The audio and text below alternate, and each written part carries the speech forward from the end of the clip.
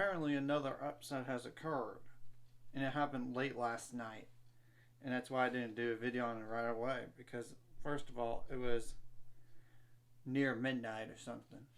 I wasn't even up. I was asleep. The team that lost unexpectedly is number 21 Creighton to unranked BYU. 83-80. What in the world happened?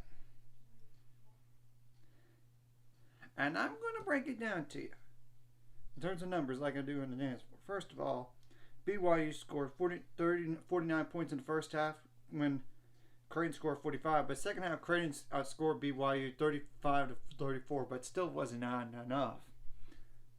Creighton shot 38.3% from the field, 23 for 60 overall in field goals, 10 for 27 on threes, 37%. 24 for 32 on free throws, 29 rebounds, 4 of those offensive, 18 assists, 6 steals, 5 blocks, 13 turnovers, 21 fouls, 8 points off the bench. But BYU had an outstanding day off the bench. 38 points. Bench points matter. I mean, BYU shot 44.8% from the field, 30 for 67 overall in field goals, 7 for 24 on threes, not as good in three-point percentage. 16 for 23 on free throws, which is not as good in percentage compared to Creighton. 50 rebounds, 16 of those offensive. So they really limited Creighton's second chance points, if any. And they probably got some second chance points. 21 assists, 8 steals, 6 blocks, 20 turnovers, which is more than Creighton in a bad way. 28 fouls, which is more than Creighton in a bad way too. So what do both of these teams have going forward? Creighton is just falling apart, recently. They got 9-1 Arizona State coming up. They got Marquette at 7-3. The following game, Butler that's 8-3. DePaul that's the same record as them, 6-4. So now those next 4 games are not going to be easy.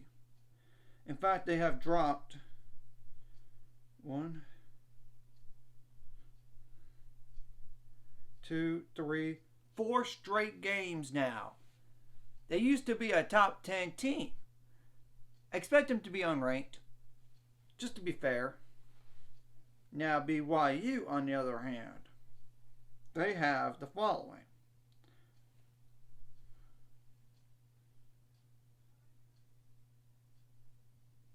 Western Oregon, which that's not a Division I school.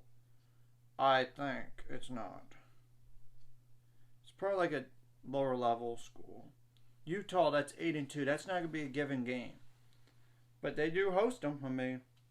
They got 4-6 Lindenwood. They should win 2 of those next 3 games for sure. And Weber State, that's 3-7. Yeah, that should be a win in theory. So it's really that Utah game. And they really need to get going, BYU does, because I'm not trying to look forward too far distant in the future, but they might be in trouble for making the NCAA tournament at this point. They might even be in trouble for NIT if they get into the NIT. If they do, we'll see. Anyways, if you like this content, hit like and subscribe, and I'll see you guys later. It's going to 400 subscribers and more by the end of this year or sometime in the future.